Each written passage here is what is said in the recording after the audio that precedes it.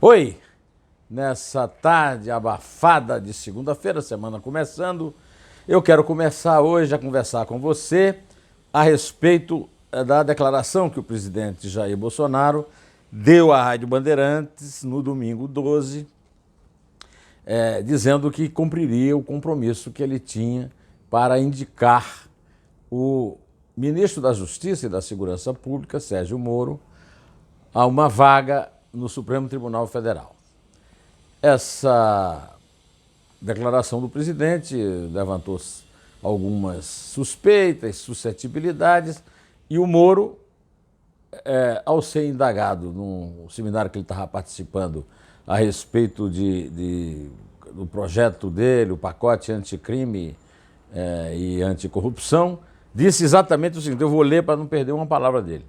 Ele foi eleito, fez o convite, fui até a casa dele no Rio de Janeiro. Nós conversamos e nós, mais uma vez, publicamente, eu não estabeleci nenhuma condição.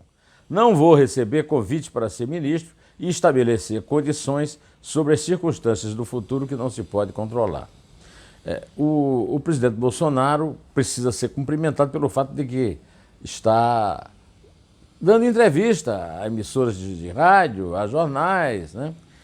E não apenas fazendo lives em redes sociais. Não tenho nada contra ele fazer live, agora dar entrevista é um reconhecimento de que os meios de comunicação também são uma forma de comunicação, né? Pois só que nessa entrevista ele disse que a mídia, que ele vai perguntar à mídia, como é. Não, a mídia ele não tem que perguntar nada, ele foi eleito e ele tem o poder, ele tem a presidência e ele estabelece o jeito de negociar. Em relação ao Moro, vamos lá. O governo Bolsonaro perdeu feio na briga com o Congresso. E o Centrão, cheio de bandidos, dominado por Rodrigo Maia, o Botafogo do propinoduto da Odebrecht. Davi Alcolumbre, derrotado para governador, eleito em 2018, eleito senador em 2014, acusado de crimes eleitorais, responde no Supremo Tribunal Federal. Paulinho da Força, também suspeito, e sobretudo o seu condestável, a eminência parda, o Valdemar Costa Neto, condenado a 7 anos de cadeia por corrupção e lavagem de dinheiro e sem mandato, mas que trama ali nos bastidores. Esse Centrão está mandando porque é o seguinte: é uma tradição, quando o presidente assume, o presidente manda uma medida provisória dizendo como é que ele quer montar a esplanada dos ministérios. O Bolsonaro cumpriu um compromisso, não é promessa de campanha não, um compromisso que ele tem com os seus eleitores de reduzir o número de ministérios.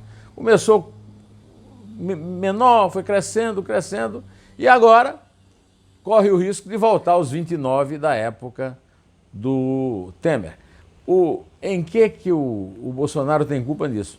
Efetivamente, nenhuma, porque o Congresso está tomando uma decisão que não é ilegal nem inconstitucional, mas eu reputo ilógica, imprudente, insensata e desnecessária. Porque não é que o Congresso está impedindo o Bolsonaro de cumprir uma promessa de palanque. Não, é um compromisso que ele tem com o povo. E o povo o elegeu com 57 milhões e 700 e tantos mil votos, né? No caso do Congresso, o Congresso está extrapolando o seu poder, está invadindo o poder do presidente e, sobretudo, está traindo o cidadão, porque o cidadão quer um ministério reduzido, o cidadão quer o COAF com o Moro e não com o Ministério da Economia. E o Congresso está fazendo isso tudo de uma forma, digamos, meio retaliativa. Qual é a culpa do Bolsonaro? O Bolsonaro não prestou atenção para isso.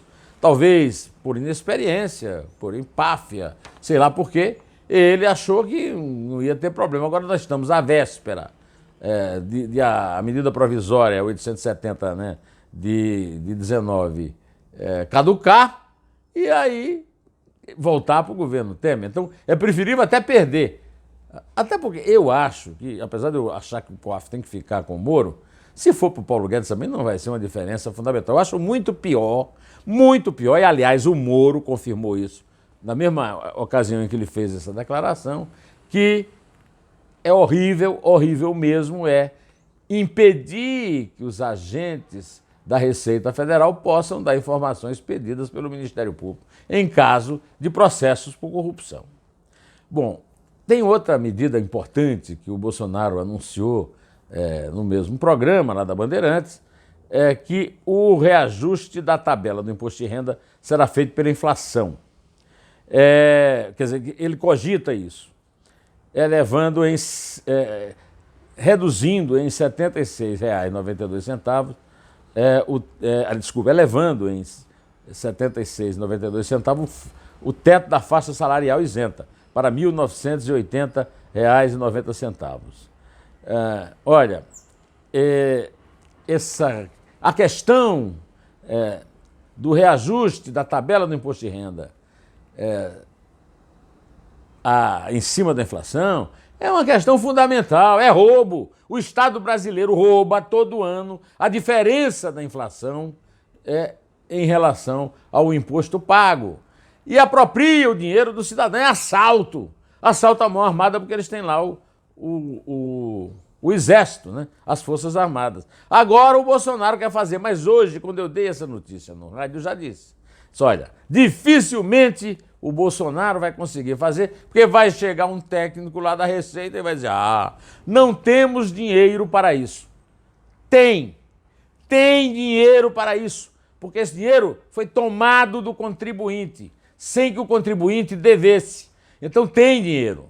Aí agora a equipe econômica está dizendo que isso vai provocar uma despesa de 50 bilhões de reais. 50 bilhões de reais é muito dinheiro, mas em comparação, primeiro com o furto que o fisco faz do nosso dinheiro, e segundo, com o que o Estado gasta, é troco de igreja ou de padaria, como diria aquele diretor lá da Petrobras, né?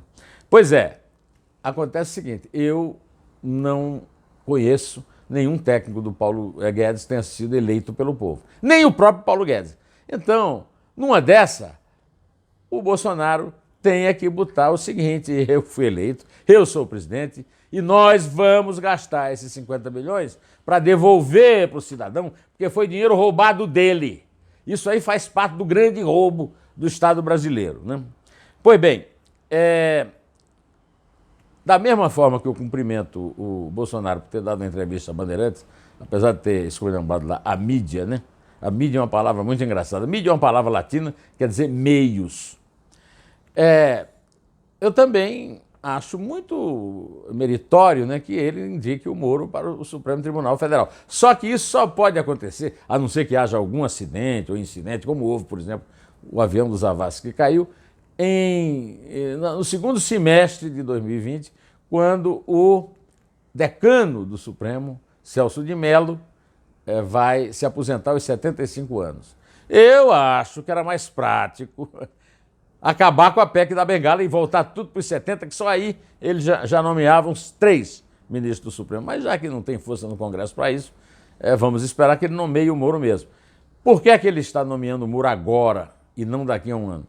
Porque ele está vendo que o Moro está perdendo muitas batalhas, a questão do COAF, a questão que o Moro se referiu também, da proibição dos auditores fiscais da Receita Federal ajudarem o Ministério Público em investigações sobre o crime e outras, né? Outras. Então ele está fazendo um afago no Moro. Pode ser também que tenha um pouco de cálculo, né?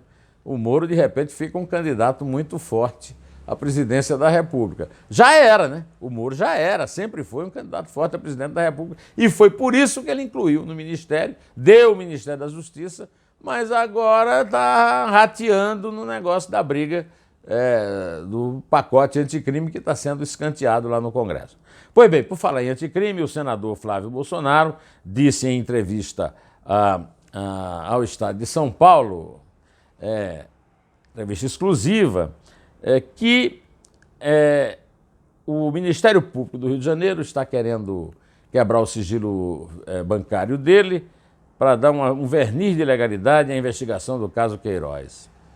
O senador acha que a intenção disso é prejudicar o governo do pai. Eu já me pronunciei. Ele está repetindo uma coisa que ele sempre fala e só se relaciona, no caso dele, com o pai, quando ele fala isso.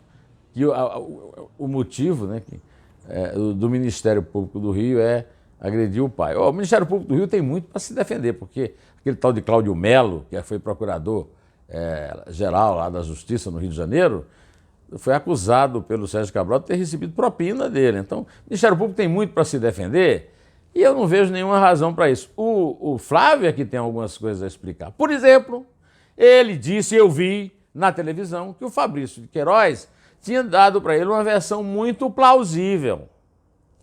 Não é o que ele está dizendo agora na entrevista ao Estado sobre o Fabrício de Queiroz, que ele está dizendo que sumiu e que ele não tem nada com isso e que ele precisa realmente dar explicações. Mas não era plausível?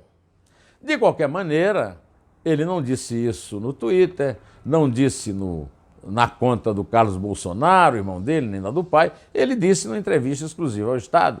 Ou seja, um jornal. Esse jornal que muita gente fica me xingando aí, só porque eu trabalho nele, é o lugar onde eu trabalho e que tem uma longuíssima tradição. Combateu a escravidão, combateu o Império, era um jornal republicano e, sobretudo, deu uma mão grande, né, para o regime militar que tanto o Bolsonaro adora, né? Pois bem,